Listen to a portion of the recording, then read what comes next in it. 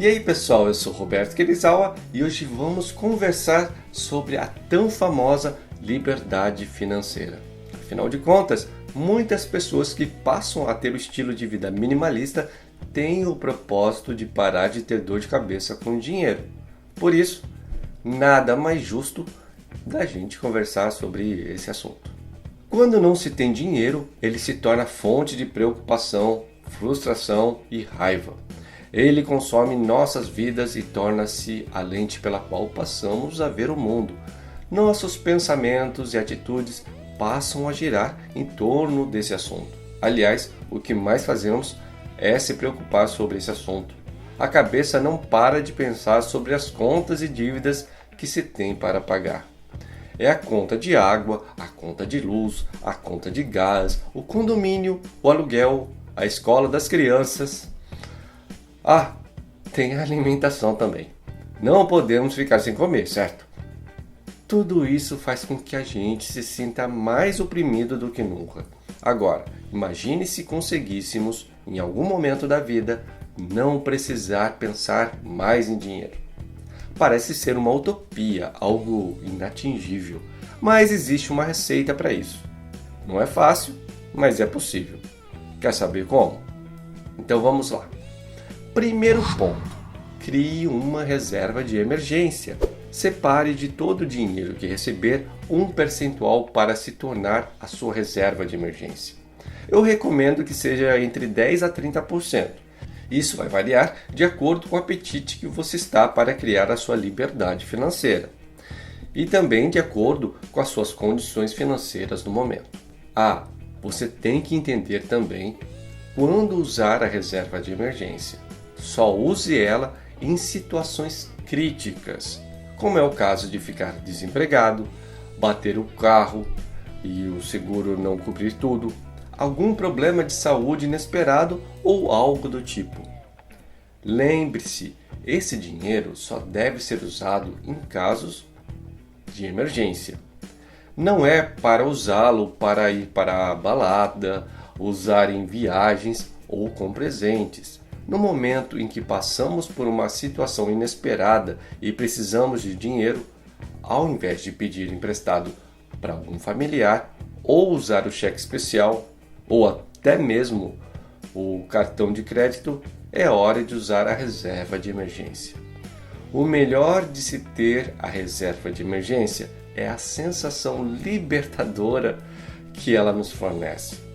Mesmo não sendo para usá-la quando quiser, só de saber que caso tenha algum imprevisto, estamos amparados, já faz com que a gente fique mais confortável.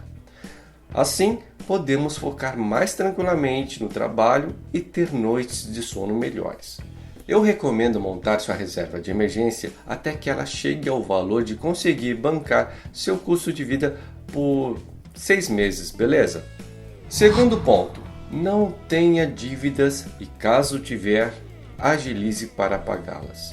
Eu me admiro quando vejo que a maioria das pessoas encaram as dívidas como sendo algo normal da vida. O que era para ser uma exceção acabou virando uma regra. O grande problema é que as dívidas em geral possuem uma taxa de juros absurda. Para você ter ideia, quando a gente paga o valor mínimo do cartão de crédito, está apenas pagando juros. O valor da dívida com o cartão continua o mesmo. Às vezes, dependendo do caso, até aumenta para o mês seguinte. Um dos grandes problemas de se ter dívidas é que elas fazem com que a renda diminua consideravelmente. A partir do momento em que a gente adquire uma dívida, uma parte do ganho mensal já não é mais nosso. E não podemos mais contar com a mesma quantidade de dinheiro como antes. O grande detalhe é que a maioria das pessoas não percebem isso. Ou seja, apesar da dívida ter diminuído sua renda, continua gastando como antes, como se nada tivesse acontecido. E nessa hora é como colocar a corda no pescoço e depois puxar. Uma das principais dúvidas que todo mundo costuma ter é: qual dívida pagar primeiro? Olha, quando temos dívidas e precisamos escolher quais delas devemos pagar primeiramente, existem duas possibilidades de pensamento. Pensamento número 1. Quitar as que têm maiores juros. Dessa forma, irá economizar dinheiro no montante total até quitar as suas dívidas. Pensamento número 2. Pagar as que têm menor valor. Dessa forma, existe a motivação que acontece ao ver as dívidas sendo exterminadas uma a uma mais rapidamente e constatar que está no caminho certo para alcançar a liberdade financeira. Porém, devo te lembrar que nesse caso, o montante total pago acaba sendo mais do que na primeira opção, ok? Terceiro ponto.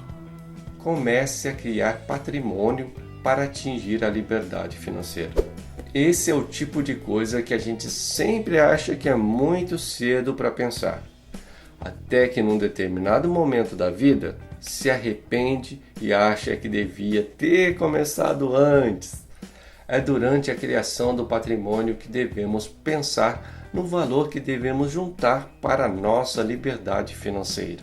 Resumindo, a melhor data para começar a juntar esse dinheiro é ontem. O ideal é sempre que receber dinheiro separar uma parte para sua criação do patrimônio.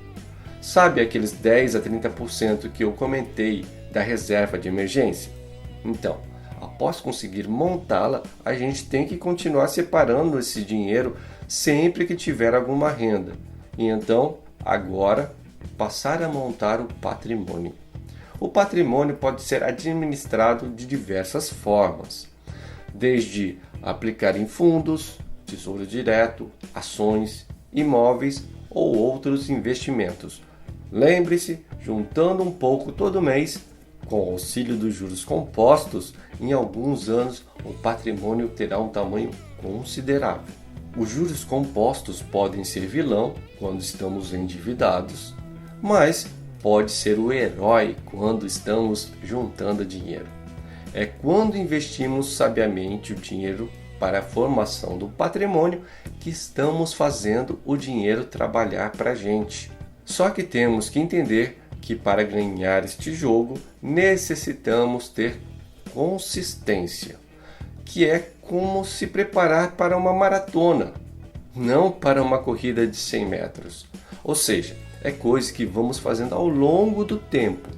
Não conseguimos montar um patrimônio assim do dia para a noite.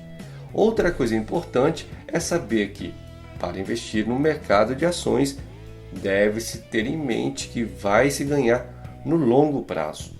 Não adianta investir hoje querendo resgatar o dinheiro com os ganhos amanhã. Se pensar desse jeito, provavelmente você só vai perder dinheiro. Estes são alguns dos conceitos que acredito que, se você conseguir utilizar na sua vida, conseguirá ter uma vida mais leve, sem ter que ficar pensando tanto e se preocupando com o dinheiro.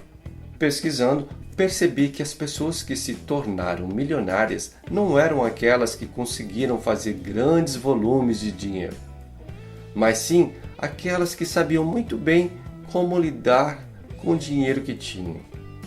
O fato é que, para as pessoas que seguem um estilo de vida minimalista, esses conceitos se tornam naturais. E se não, conseguem se ajustar facilmente para começar a utilizá-los a qualquer momento. Sei que a receita que acabei de passar, apesar de ser simples, exige esforço, tempo e dedicação. Portanto, a melhor forma de conseguirmos chegar onde queremos é através do conhecimento.